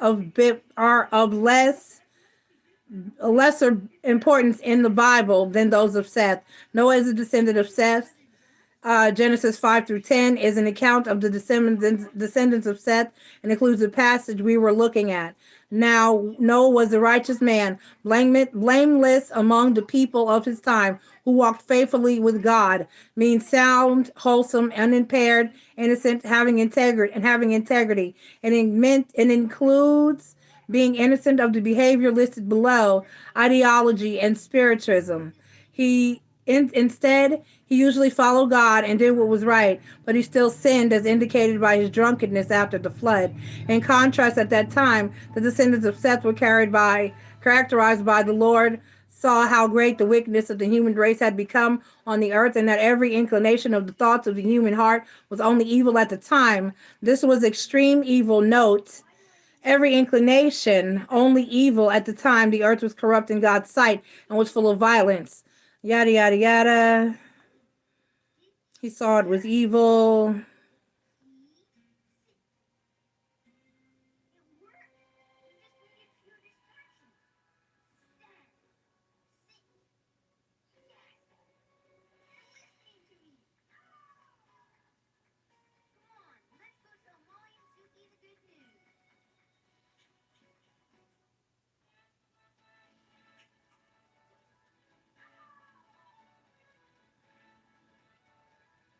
They still seem to miss getting right to the point of the fact that basically, because no, okay, here we go. Because Noah didn't have a child, until he was 500 years old, which was more than double the next largest recorded time period. And also Lamech was the youngest to die at 770 years. Right. This implies that some say Genesis refers to the intermarriage between the descendants of Seth and the descendants of Cain, but this implies that all the godly descendants of Seth and those are of Cain as well. This is not true because when the flood became the descendants of Seth, except Noah's family died in the flood, which implies they were ungodly. But basically, what is actually so basically in conclusion,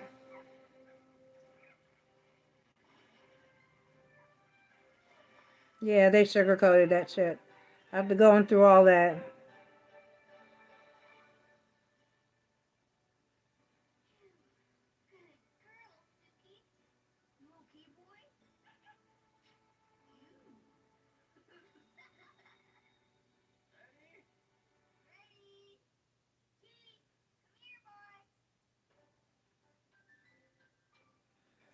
So basically, Noah was chosen because his bloodline was the only bloodline that was still pure, that had not been integrated with the Nephilim or the children that came from the unions of the fallen angels and the humans.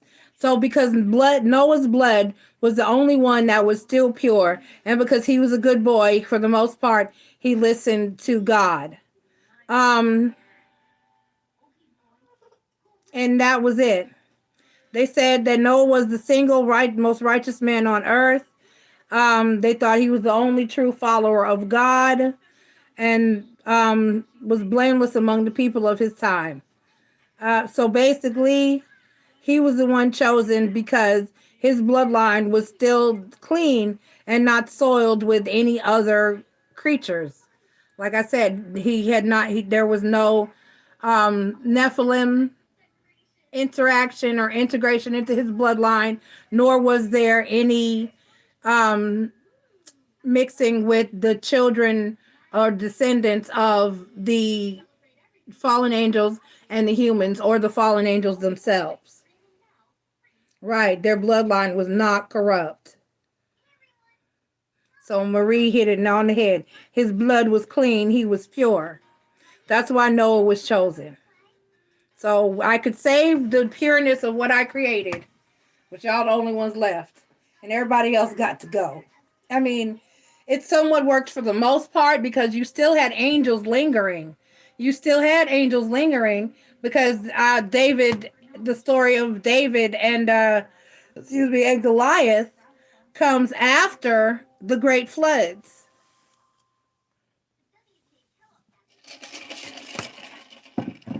God, I'm just dry, y'all. What time we got? Oh, it's 10:57. So the question that was asked,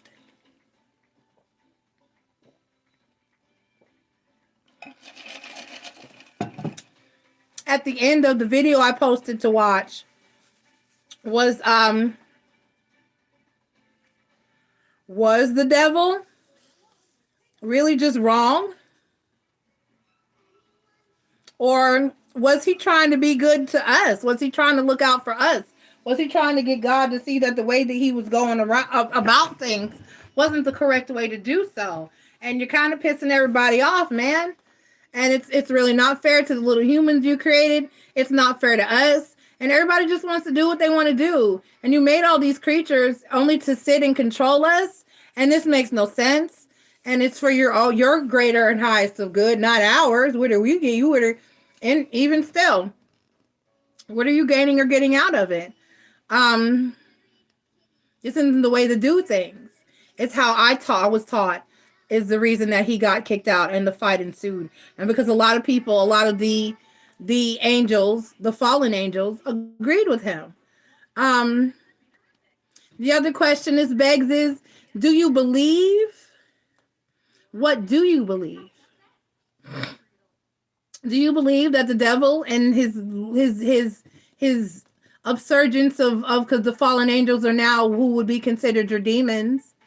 Do you believe that the devil and demons are running around trying to corrupt everybody and destroy our lives? I'm not saying that there aren't evil entities, but I don't think all of those are really fallen angels. Um, do you believe that Satan is out to get us and destroy humanity? Do you believe that Satan or demons are the reason people do bad things? Because everybody's so quick to say the devil made them do it. Do you believe in soul contracts? Because there was also the issue of selling your soul to the devil. My favorite one is Antonio Paganini.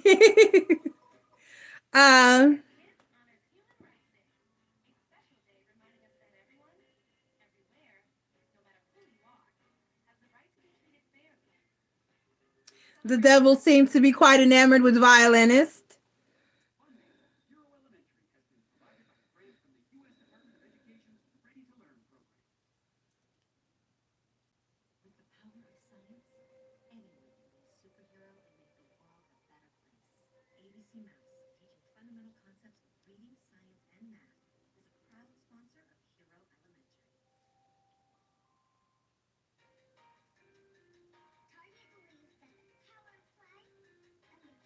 There's a few blues players.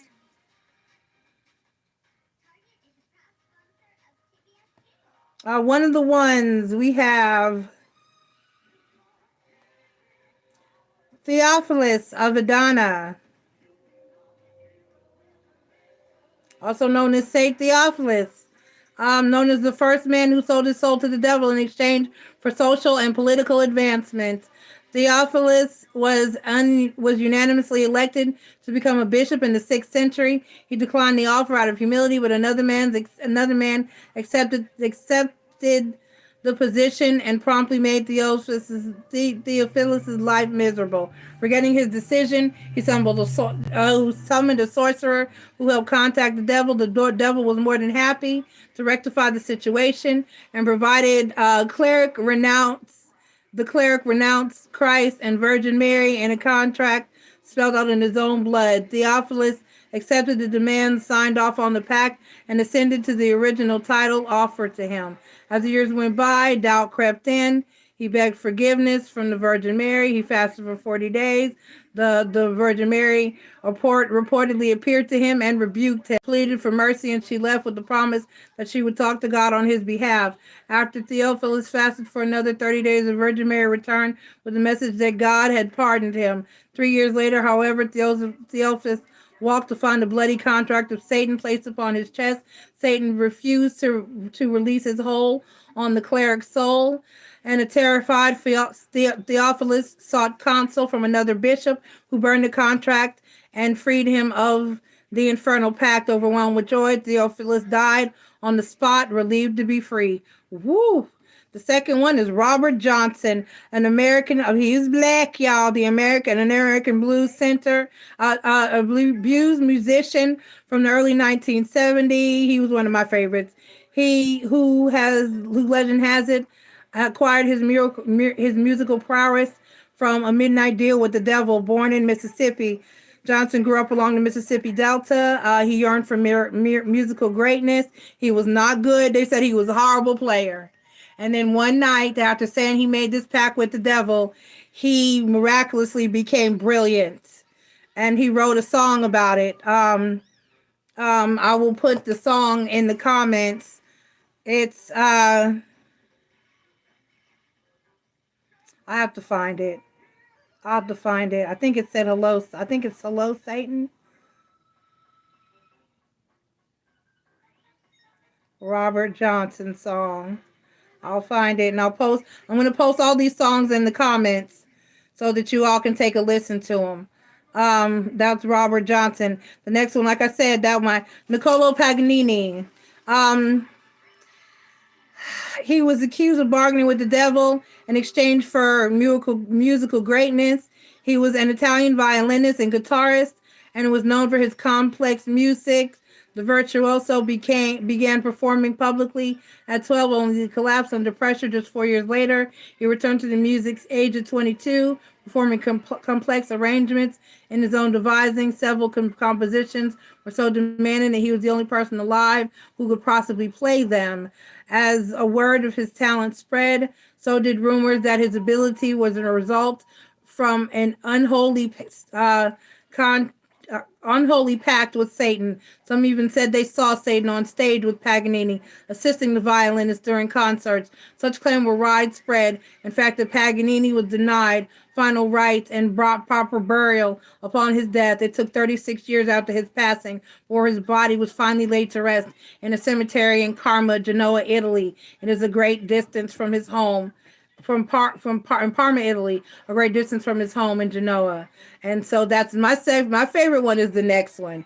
And this one is This is Niccolo Paganini. Now the next one is my favorite because I learned about him in music class, and I actually love the particular piece of music. It is I need to not read this. I know this by heart. This is the Devil's Trill Sonata, and when you hear it, it sounds as if only Satan could have pulled off its writing. Giuseppe Tartini is his name, and it's a beautiful piece. It really is. The Devil's Trill Sonata. And he's another Italian violinist said to have struck a deal with the devil. So the legend goes, a dark figure visited Tartini one night in 1713. It was the devil offering his service in exchange for the musician's soul. Tartini agreed to the pact, after which the devil scooped up his violin and played the most beautiful song. Upon awakening, Tartini grabbed his instrument and desperately tried to recreate the song. The result was the Devil's Trill Sonata, which remains one of the most difficult pieces of violin music ever written. Observers witnessed Tartini played the piece were convinced that he must have had otherworldly assistance to be able to perform it so perfectly. Tartini, however, was never satisfied with the piece. He maintained that he could not hold a candle to the original tune played by the sinister figure in his dream. Okay? All right.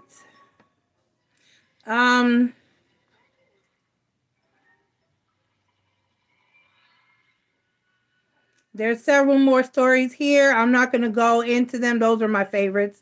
So that's why I pulled those up. So it floats around now that whether you call it the Illuminati or whether you call it the devil or if they're in work with each other, we don't know.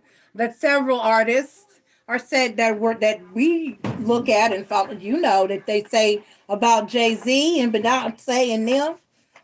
They say that one of the parts of the pact now is having to sacrifice something, and that Megan Thee Stallion just sacrificed her hair, which is why she is now bald. Does anybody have anything to say about that? I thought that was an interesting one when I paid attention to it. They say that's what's wrong with Kanye. I agree with. I think that, yeah, I do too. And then anybody who speaks on it miraculously happens to just die.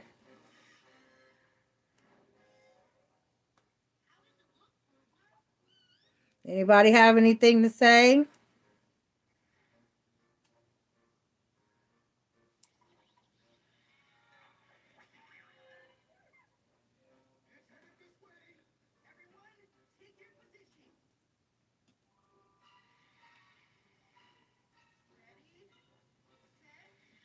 And everybody wants to know why I quit doing Cosmic Chat. This is why I quit.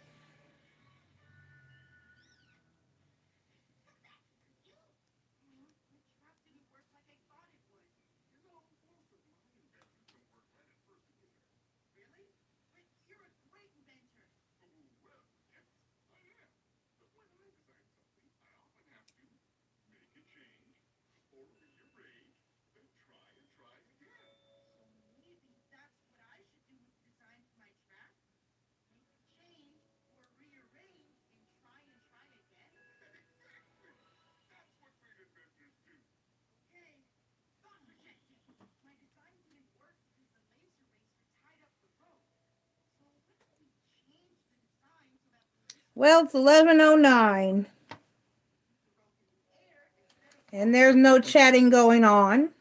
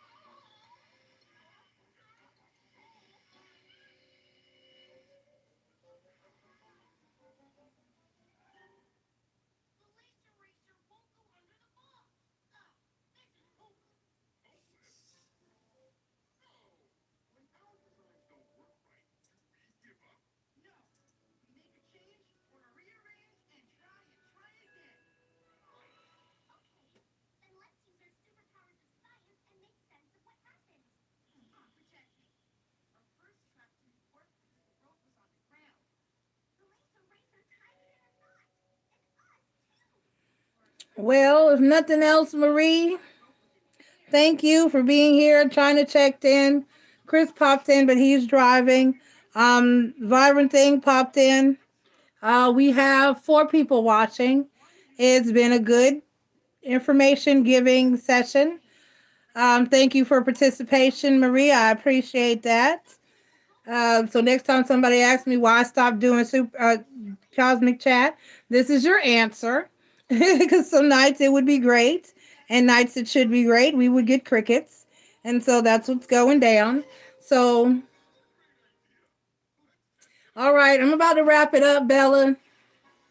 I'm about to wrap it up. It's 11:11 exactly. So I'm going to wrap it up, and I appreciate everybody that was here and tried to help me make it a great night. Thank you, Marie. There was a lot of facts and a lot of information given. The videos, that if you find the posting for this particular video, there are videos that are there for you to watch that will help enlighten you more to the topic. Look more into your book of Enoch. Look more into your stories about why Noah was actually chosen in order to build the ark, and everything according to, like I said, the videos that I had posted on this particular community post announcing this are really good and informative, and it will suggest other videos that send you down that rabbit hole to find out more about the topic, because I personally have never gotten a negative connotation from even the mention of Satan because of how I was raised and what he actually did, which is what I wanted to, the book of Mary Magdalene. Yeah, me too, Marie. Um, and they say there's a book of Lilith, but I know we'll never find that. I know they'll never let us get a hold of that. But yes, Marie, let me know if you should find it, where, and so I can check it out too. And I'm going to look for it as well. If I find it, I'll let you know. Or anything more on it, I'll let you know. That's about it. Study Lilith. That gives a lot of clues into who and what the devil was as well, and the beginnings of because what we're really looking at is Genesis, and the basis of that, and debunking it and looking at what really occurred in the beginnings, in the ethers of the early stages of mankind's history, because like I said, we have all of these similar stories and narratives coming from all over the world, just told in different ways using different characters and different scenarios, but they're all equating to the same thing, that we got our knowledge and our power, and everything that we know, our technology and our foothold on this world, and the ability to support ourselves and maintain and sustain this world from aliens, from the gods and the people and the creatures, the powerful beings that came down from the sky to enlighten us. And these myths and stories that come about that help other humans to control other humans, that's all they're being created for. And whether we feed that narrative or not is really going to be our downfall as human beings, because we would have nothing based on what we were the information we were supposed to be allowed in the beginning. What do you mean? We didn't need to know this. We need to know everything. We need to know everything. So that part. When you go down, when you get taken down the rabbit hole, let it take you. Just let it take you, and it'll change your views and perspectives about everything. Okay? All right. Thank you so much again, Marie. Thank you. I appreciate you always. Always could not do it without you. You my ace boom coon, as they say, my queen moderator. I love you to bits. All right, and I'll be doing Ask Miss and Joy in a few minutes. Just give me a couple minutes. I love you. Bye.